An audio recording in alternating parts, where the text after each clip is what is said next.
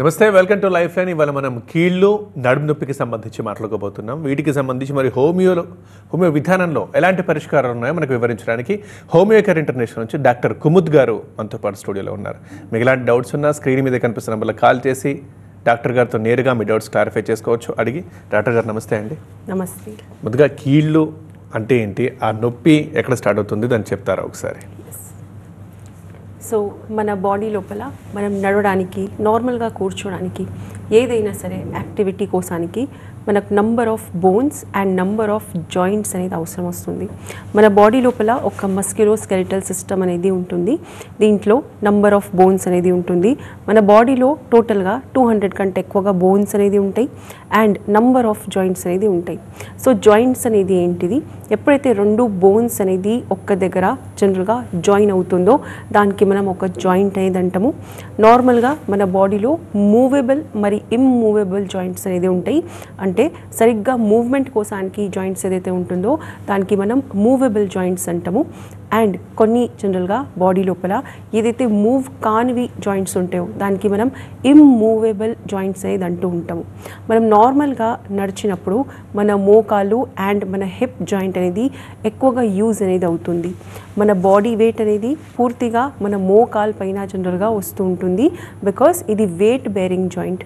మనం నార్మల్గా నడిచినప్పుడు పూర్తిగా వెయిట్ అనేది సెకండ్ నంబర్ అనేది యాంకల్ అంటే మన పాదాల పైన వస్తూ ఉంటుంది. సో స్పెషల్గా ఈ మన మోకాళ్ళు, హిప్ జాయింట్ అండ్ మన పాదాలు, ఇది మన బాడీది కంప్లీట్గా వెయిట్ అనేది భరిస్తూ ఉంటుంది. మనం ఎప్పుడైతే ఎక్కువగా వెయిట్ గెయిన్ చేస్తామో, లేకపోతే వెయిట్ గెయిన్ ఉన్నా లేకున్నా ఎక్కువగా హెవీగా మూవ్మెంట్స్ చేస్తూ ఉంటాము. అలాంటి అప్పుడు ఈ జాయింట్స్ మధ్యన ఏదైతే కార్టిలేజెస్ అంటే ఒక కుషన్ అనేది ఉంటుంది. జాయింట్ రెండు బోన్స్ మధ్యన రాపిట రాకుండా ఉండడానికి. సో నార్మల్గా మన ఏదైతే మూవ్మెంట్స్ ఉంటాయి, మనం కూర్చోవడం కానీ, మనం వాకింగ్ కానీ, రన్నింగ్ కానీ, ఏదైతే మూవ్మెంట్స్ ఉంటుందో హ్యాండ్ది అయినా సరే, మన లెగ్స్ది అయినా సరే, అది చాలా స్మూత్గా ఉంటుంది. ఇది మన జాయింట్స్ చేసే పని అండ్ ఇది మన కార్టిలేజెస్, ఈ కుషన్ లైక్ స్ట్రక్చర్ చేసే పని. ఎప్పుడైతే మనం ఈ కుషన్స్లో ఎక్కువగా మూవ్మెంట్ ఇస్తామో ఈ కుషన్ అంటే ఈ కార్టిలేజ్ అనేది జనరల్గా డీజనరేట్ అవ్వడం అనేది స్టార్ట్ అవుతుంది. డీజనరేట్ అంటే జనరల్గా అరగడం. ఈ అరగడం అనేది ఒక నార్మల్ వ్యక్తికి 40-45 ఇయర్స్ కానీ 50 ఇయర్స్ తర్వాత కాల్షియం, విటమిన్ D3 మరి ప్రోటీన్ అండ్ మెగ్నీషియం లోపం ఉండడం వల్ల జనరల్గా జరుగుతూ ఉన్నది. సో ఇదొక ఏజ్ రిలేటెడ్ ప్రాబ్లం అనేది జాయింట్ పెయిన్స్ మనం అంటూ ఉంటాము. సో ఈ ప్రాబ్లంకి మెడికల్ టర్మ్స్లో మనం ఆర్థరైటిస్ అనేది అంటూ ఉంటాము. ఆర్థర్ అంటే మన బోన్ ఏదైతే స్ట్రక్చర్ ఉంది దానికి మనం ఆర్థర్ అంటాము. ఐటిస్ అంటే ఇన్ఫ్లమేషన్ అంటే వాపు, స్వెల్లింగ్. ఎప్పుడైతే ఒక జాయింట్ అనేది బాగా ఎక్కువగా యూజ్ అవుతుందో అలాంటప్పుడు మనకు నార్మల్గా లోపల ఆ జాయింట్ లోపల రాపిట అంటే ఫ్రిక్షన్ అనేది ఎక్కువగా అవుతుంది. డెఫినెట్గా కార్టిలేజ్ మనకు ప్రొటెక్ట్ చేస్తుంది, హెల్ప్ చేస్తుంది. అయినప్పటికీ కూడా ఒక లిమిట్ వరకు మాత్రమే అది మీకు హెల్ప్ అనేది చేస్తూ ఉంటుంది. మనం ఎప్పుడైతే ఎక్కువగా లిమిట్ లేకుండా నిలబడడం, స్పెషల్గా మన ఇండియన్ లేడీస్లో ఎక్కువసేపు నిలబడడం అండ్ ఎక్కువసేపు వాక్ చేయడం, ఇంట్లో అయినా సరే జనరల్గా ఇది కామన్గా జరుగుతూ ఉంటుంది. కాబట్టి మనం చూసిన కండిషన్స్లో 40 ఇయర్స్ అయిన తర్వాత, ఈరోజు చూసిన కండిషన్స్లో అయితే 40 ఇయర్స్ కంటే చిన్న ఏజ్ గ్రూప్లో కూడా నార్మల్గా 30 ఇయర్స్ తర్వాత ఈరోజు బికాస్ మన లైఫ్ స్టైల్ అనేది సరిగ్గా ఉండకపోవడం వల్ల ఈరోజు లేడీస్లో అండ్ అందరికీ కూడా 90% కేసెస్లో యంగ్ ఏజ్లో, చిన్న ఏజ్లో ఈ ఆర్థరైటిస్ మొదలుపెట్టడం అనేది జనరల్గా జరుగుతూ ఉంటుంది. సో ఈ ఆర్థరైటిస్ ప్రాబ్లం అంటే మీకు జాయింట్లో ఎక్కడైనా కూడా పెయిన్ వస్తుంది. డాక్టర్స్ మీకు ఎప్పుడైతే ఎగ్జామినేషన్ చేసి చెప్తారో మీ జాయింట్స్ అనేది అరగడం స్టార్ట్ అవుతుందో ఆ ప్రాబ్లంకి మనం ఆర్థరైటిస్ అంటాము. ఇది మనం డీటెయిల్గా ఇప్పుడు అర్థం చేసుకుందాం. దీంట్లో టైప్స్ ఎలా ఉంటాయి అండ్ సిమ్టమ్స్ అనేది ఎలా ఉంటాయి. అయితే మీరే ఇప్పుడు అన్నారు, ఇప్పుడు ఎక్కువ మంది కనిపిస్తున్నాయని, చాలా తక్కువ ఏజ్లో కూడా వస్తున్నాయి. లైఫ్ స్టైల్ ఒకటేనా, ఇంకేం రీజన్స్ ఉన్నాయా? ఎస్. సో ఈరోజు మనకు ఆర్థరైటిస్ కేసెస్ అనేది చిన్న ఏజ్లో రావడానికి మెయిన్ రీజన్ మన లైఫ్ స్టైల్ అంటే మనం సరిగ్గా టైంకి నిద్రపోవడం, టైంకి మార్నింగ్ లేవడం సరిగ్గా ఎక్సర్సైజ్ ఎంత అవసరం ఉందో అది చేయడం. ఈరోజు ఎక్సర్సైజ్ అనేది 2 ఎక్స్ట్రీమ్స్లో ఉంటుంది. ఎవరైతే ఎక్సర్సైజ్ చేస్తున్నారో వాళ్ళు హెవీగా చేస్తున్నారు, చేయని వారు ఎవరైతే చేస్తలేరో వాళ్ళు పూర్తిగా ఎక్సర్సైజ్ లేకుండా ఉంటున్నారు, వాళ్ళ బాడీకి మూవ్మెంట్ అనేది ఉండదు. సో నార్మల్గా మనం ఏదైతే సరిగ్గా ఫుడ్ తీసుకుంటామో ఇవన్నీ కూడా లైఫ్ స్టైల్ లోపల జనరల్గా కవర్ అనేది అవుతుంది. సో లైఫ్ స్టైల్ అంటే మనం హెల్దీ ఫుడ్ తీసుకోవడం అండ్ ఒక హెల్దీ మన బాడీ ఉండడానికి ఏదైతే చేయాల్సి ఉంటుందో అవన్నీ చేయడం. కాకపోతే ఈరోజు ఓన్లీ లైఫ్ స్టైల్ మాత్రమే మనది కరెక్ట్గా లేదు అనేది చెప్పడానికి లేదు. మనం తీసుకునే ఆహారం, మనం ఫుడ్ నార్మల్గా ఈరోజు మనకు ఫుడ్ అనేది కూడా 100% అనేది పూర్తిగా ఆర్గానిక్ అంటే న్యాచురల్ ఫుడ్, దాంట్లో మంచిగా విటమిన్స్, కాల్షియం, ప్రోటీన్స్ లేకపోవడం వల్ల కూడా ఇదొక ప్రాబ్లం అనేది జరుగుతూ ఉంటుంది. బికాస్ ఈరోజు ఫుడ్ అనేది మనకు ప్రొడక్షన్ ప్రాబ్లం అనేది అవుతుంది, దానివల్ల మనం ఎక్కువగా కెమికల్స్ అనేది యూస్ చేయాల్సి వస్తుంది. సో దీనివల్ల కూడా ఏదైతే కాల్షియం డెఫిషియన్సీ 40-50 ఇయర్స్ తర్వాత రావాల్సి ఉంటుందో అది ఈరోజు చిన్న ఏజ్లో వస్తుంది. డెఫినెట్గా ఇది ఒక రీజన్ అనేది ఉన్నది. బికాస్ మనకు ఎంత అవసరమైన విటమిన్స్, న్యూట్రిషన్ ఏది ఉందో అది మనకు బాడీలో అబ్జార్బ్ అనేది సరిగ్గా అవ్వట్లేదు. మనం ఆహారం తీసుకుంటున్నాము, కాకపోతే అది బాడీలో స్టోర్ అవ్వడం అనేది ఒక సెకండరీ మ్యాటర్. సో ఇది అనేది సరిగ్గా జరగకపోవడం వల్ల అండ్ మన లైఫ్ స్టైల్ సరిగ్గా లేకపోవడం వల్ల ఈరోజు ఈ ఆర్థరైటిస్ లాంటి కేసెస్ అనేది యంగ్ ఏజ్లో అంటే చిన్న ఏజెస్లో కూడా మనం కామన్గా చూస్తూ ఉంటాము. కాకపోతే ఇది ప్రెజెంట్గా రివర్సిబుల్ అనేది ఉంటుంది. ఎప్పుడైతే యంగ్ ఏజ్లో వస్తుంది దానికి లాంగ్ టర్మ్ ట్రీట్మెంట్స్ అనేది జనరల్గా అవసరం వస్తుంది. సో మీకు ఎప్పుడైతే కూడా ఒక చిన్న ఏజ్లో జాయింట్ పెయిన్స్ అనేది స్టార్ట్ అవుతుందో మీరు వెంటనే దానికి సరిగ్గైన ట్రీట్మెంట్ అనేది కంపల్సరీ ఒక రిజిస్టర్డ్ డాక్టర్ దగ్గర వెళ్ళి మీరు చేయించుకోవాల్సి ఉంటుంది.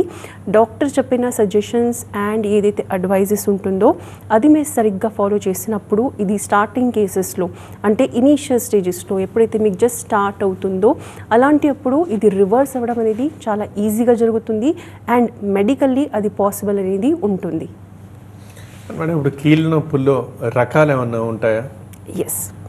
సో నార్మల్గా ఈ ఆర్థరైటిస్ లోపల ఒక 2 to 3 different types of arthritis అనేది ఉంటుంది. నార్మల్గా ఏదైతే మన బోన్స్ మధ్యన కార్టిలేజ్ అరగడం అనేది జరుగుతుందో అది మనం ఆస్టియో ఆర్థరైటిస్ అనేది అంటూ ఉంటాము. సెకండ్ ఇంపార్టెంట్ అనేది రూమేటాయిడ్ ఆర్థరైటిస్. రూమేటాయిడ్ ఆర్థరైటిస్ అంటే మన జాయింట్ పైన ఇన్ఫ్లమేషన్ రావడం. ఆస్టియో ఆర్థరైటిస్లా జాయింట్ మధ్యన ఇన్ఫ్లమేషన్ రావడం అండ్ అరగడం జరుగుతుంది. రూమేటాయిడ్ ఆర్థరైటిస్లో జనరల్గా మన జాయింట్ పైన ఏదైతే మనకు ఒక లేయర్ అనేది ఉంటుందో దాంట్లో ఎక్కువగా వాపు రావడం, ఇది కామన్గా మనం చూస్తుంటాము. అండ్ చాలా థర్డ్ ఇంపార్టెంట్ ఆర్థరైటిస్లో ఉంటుంది గౌటీ ఆర్థరైటిస్. గౌటీ ఆర్థరైటిస్ అంటే మన కిడ్నీస్లో ఒక యూరిక్ యాసిడ్ అని ఒక కంపోనెంట్, ఒక కెమికల్ అనేది రిలీజ్ అవుతూ ఉంటుంది. ఎప్పుడైతే యూరిక్ యాసిడ్ అనేది ఏదో ఒక రీజన్ వల్ల మన బ్లడ్లో ఎక్కువగా అవుతుంది, మన బాడీలో ఇంక్రీజ్ అవుతుంది, అప్పుడు నార్మల్గా ఈ గౌటీ ఆర్థరైటిస్ అనేది వస్తుంది. అండ్ గౌటీ ఆర్థరైటిస్ అంటే ఈ యూరిక్ యాసిడ్ అనేది మన పాదాల్లో ఏదైతే మనకు వేళ్ళు ఉంటాయో దాంట్లో అది స్టోర్ అవ్వడం వల్ల అది లంప్స్ అంటే ఒక చిన్న గడ్డ లాంటి స్ట్రక్చర్ అనేది మీకు ఫీల్ అవుతుంది. అండ్ గౌటీ ఆర్థరైటిస్ ఏదైతే పెయిన్ ఉంటుందో అది డెఫినెట్గా చాలా షార్ప్ ఉంటుంది. వెంటనే మీకు పెయిన్ అనేది తీవ్రంగా పెయిన్ అనేది వస్తున్నది అండ్ అది భరించలేని పెయిన్ అనేది జనరల్గా పేషెంట్స్ ఫీల్ అవుతూ ఉంటారు. ఆస్టియో ఆర్థరైటిస్లో కూడా అగైన్ గ్రేడ్స్ ఉంటుంది. రూమేటాయిడ్ ఆర్థరైటిస్లో జనరల్గా అది స్మాల్ జాయింట్స్ అంటే చిన్న జాయింట్స్కి అఫెక్ట్ చేస్తుంది. గౌటీ ఆర్థరైటిస్ ముఖ్యంగా మన పాదాల్లో ఏదైతే వేలు ఉంటాయో దానికి ఎఫెక్ట్ అనేది చేస్తూ ఉంటుంది. అగైన్ ఆస్టియో ఆర్థరైటిస్ అనేది మనకు నంబర్ ఆఫ్ టైప్స్ అనేది ఉంటాయి, గ్రేడ్స్ ఉంటాయి, అది మనం డీటెయిల్గా డిస్కస్ చేసుకుందాం. అందులో ఏ ఆర్థరైటిస్ ఎక్కువగా వస్తూ ఉంటుంది జనాలకి? ఎస్. నార్మల్గా ఈ ఆస్టియో ఆర్థరైటిస్ అంటే జాయింట్ లోపల ఏదైతే కార్టిలేజ్ డీజనరేట్ అవ్వడం అనేది జరుగుతుంది. ఇది బేసిక్గా మనకు బాడీ లోపల ఒక ఏజ్ వచ్చిన తర్వాత జనరల్గా 40 ఇయర్స్ తర్వాత, ఈవెన్ ఆడవాళ్ళలో ఈరోజు 40 ఇయర్స్ కంటే చిన్న ఏజ్లో కామన్గా మనం చూస్తూ ఉంటాము. మగవాళ్ళలో మేల్స్లో ఇది జనరల్గా 50 ఇయర్స్ కానీ 60 ఇయర్స్కి వస్తుంటుంది. కొంతమందికి అది ఎర్లీ స్టేజ్లో స్టార్ట్ అవుతుంది. Depending upon me life style, అంటే మీరు చిన్న ఏజ్లో ఎక్కువగా మీ మోకాళ్ళు అనేది ఎక్కువగా యూజ్ చేశారు అంటే డెఫినెట్గా అలాంటి వాళ్ళకు మీరు మేల్ అయినా సరే ఫీమేల్ అయినా సరే మీకు అది స్టార్టింగ్ స్టేజెస్లో అంటే చాలా చిన్న ఏజెస్లో వచ్చే ఛాన్సెస్ అనేది ఉంటుంది.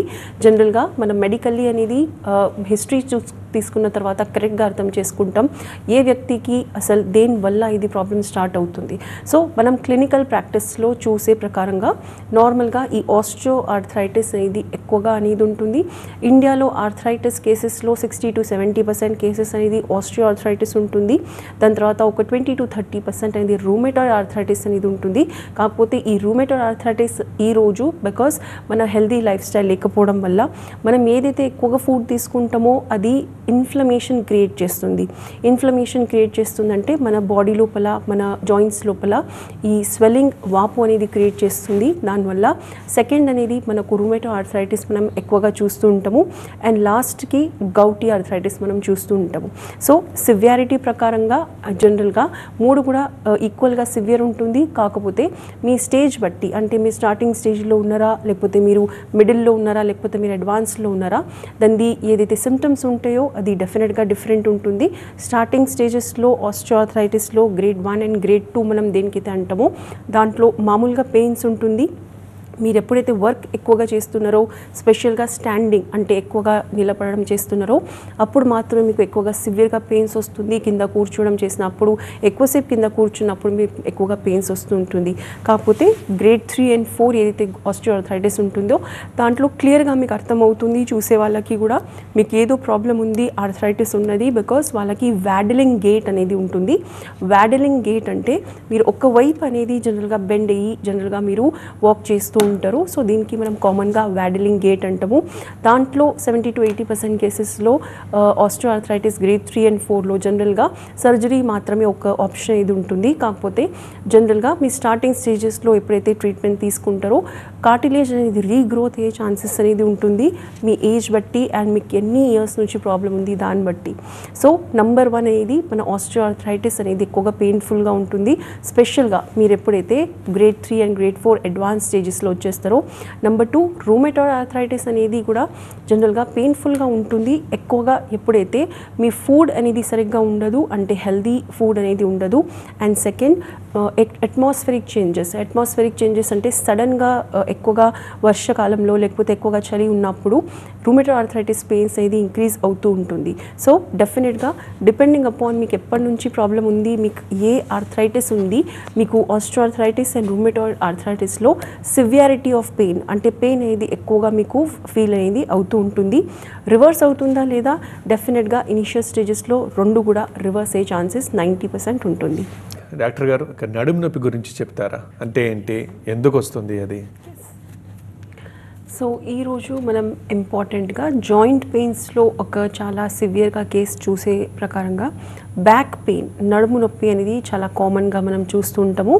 ఈ నడుము నొప్పి కూడా జనరల్గా చాలా యంగ్ ఏజ్లో అంటే 20 to 30 years మధ్యన, 20 years కంటే కూడా చిన్న ఏజ్లో కూడా ఈరోజు కాలంలో మేము చూసేది ప్రాక్టీస్లో బ్యాక్ పెయిన్ అంటే నడుము నొప్పి.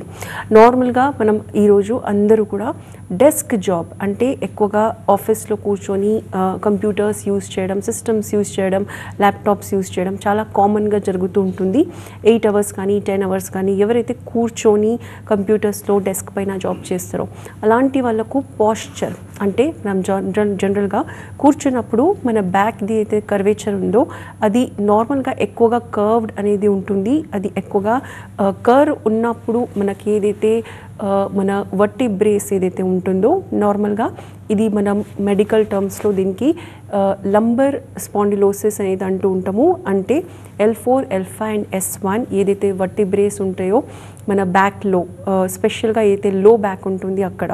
సో ఈ ప్లేసెస్ అనేది మనం కూర్చున్నప్పుడు దానిపైన వెయిట్ అనేది ఎక్కువగా వస్తుంది. మన బాడీ వెయిట్ అనేది కంప్లీట్గా ఈ ఏరియా మీద జనరల్గా కాన్సన్ట్రేట్ అనేది అవుతుంది.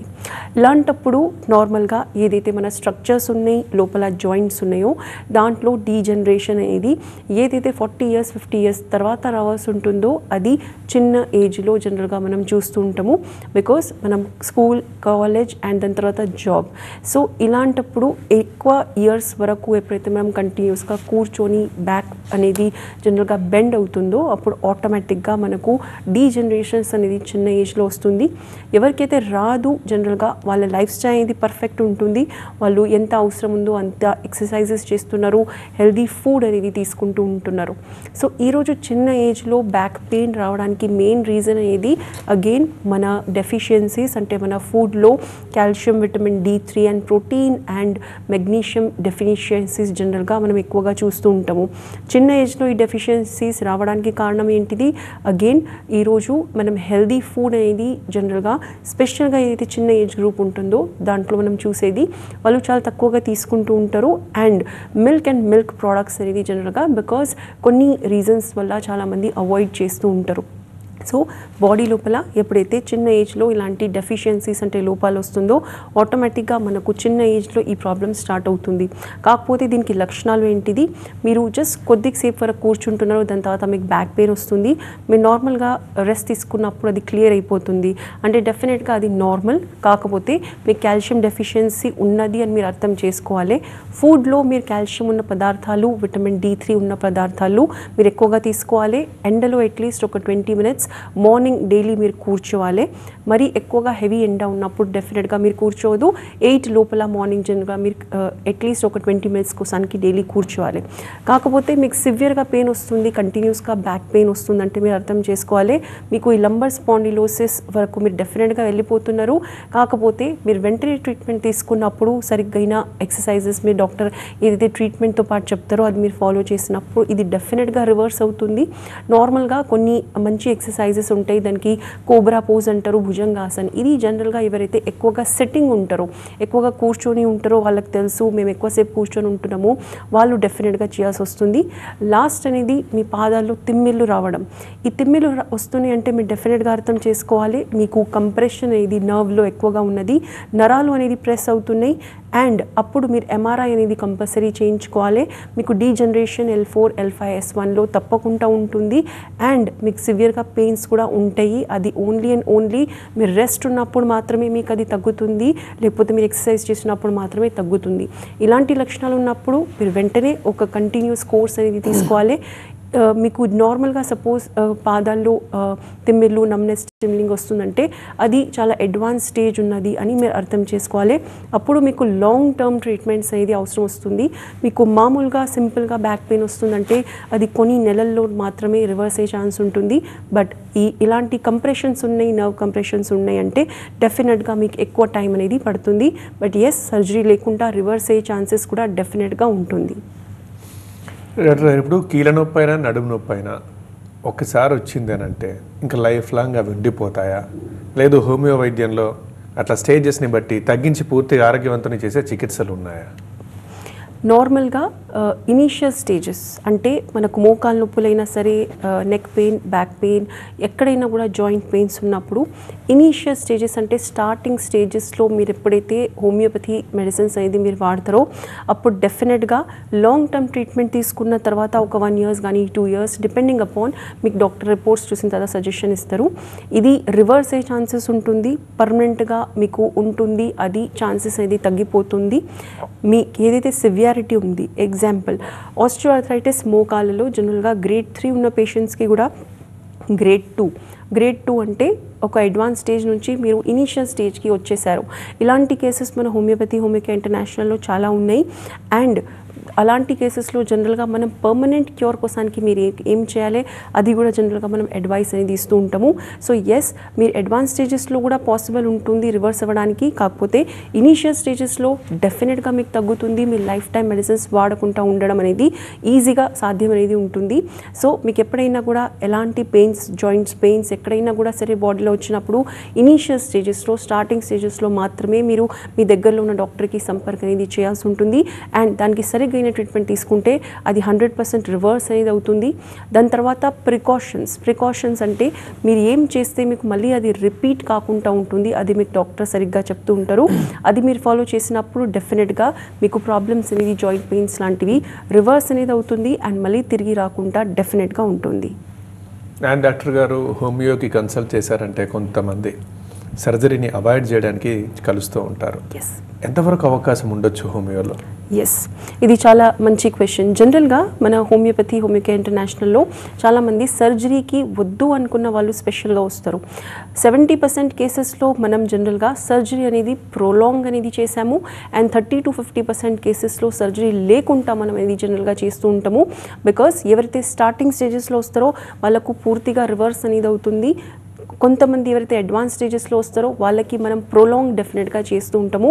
ప్రొలాంగ్ అంటే మీకు సర్జరీ అనేది ఒక 1 year తర్వాత అవసరం వచ్చేది మీకు ఒక 2 years, 3 years కానీ 5 years depending upon me age and me condition ఎలా ఉందో దాన్ని బట్టి డెఫినెట్గా అది ప్రొలాంగ్ అవుతుంది. అంటే సర్జరీకి వద్దు అనుకున్న వాళ్ళు డెఫినెట్గా హోమియోకేర్ ఇంటర్నేషనల్కి ఒక్కసారి కాంటాక్ట్ అనేది తప్పకుండా అవ్వాల్సింది. And one more thing, homeo hospitals ఉన్నాయి, హోమియో వైద్యులు చాలామంది ఉన్నారు. హోమియోకేర్ ఇంటర్నేషనల్కి ఎందుకు రావాలంటే మీరు ఏం చెప్తారు? నార్మల్గా మనకు ఒక పర్ఫెక్ట్ స్పెసిఫిక్ కాన్స్టిట్యూషనల్ ట్రీట్మెంట్ వాడినప్పుడు మనకు ఎంత అసాధ్యమైన రోగాలు ఉన్నా సరే, వ్యాధులు ఉన్నా సరే జనరల్గా అది రివర్స్ అయ్యే ఛాన్సెస్ ఉంటుంది. అది జనరల్గా మనం హోమియోకేర్ ఇంటర్నేషనల్లో పర్ఫెక్ట్గా మనం ఫాలో చేస్తూ ఉంటాం. కాబట్టి మీరు హోమియోకేర్ ఇంటర్నేషనల్ దేనివల్ల సెలెక్ట్ చేయాలంటే ఈ పర్ఫెక్ట్ ఒక స్పెసిఫిక్ కాన్స్టిట్యూషనల్ మెడిసిన్ మీకు ఏదైతే కరెక్ట్గా ఇస్తారో దానివల్ల మీరు డెఫినెట్గా ఒక్కసారి హోమియోకేర్ ఇంటర్నేషనల్కి కన్సల్ట్ అవ్వాలి.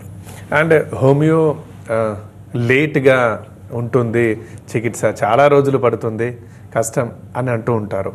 నిజమా? ఎంతవరకు కరెక్ట్ ఇది?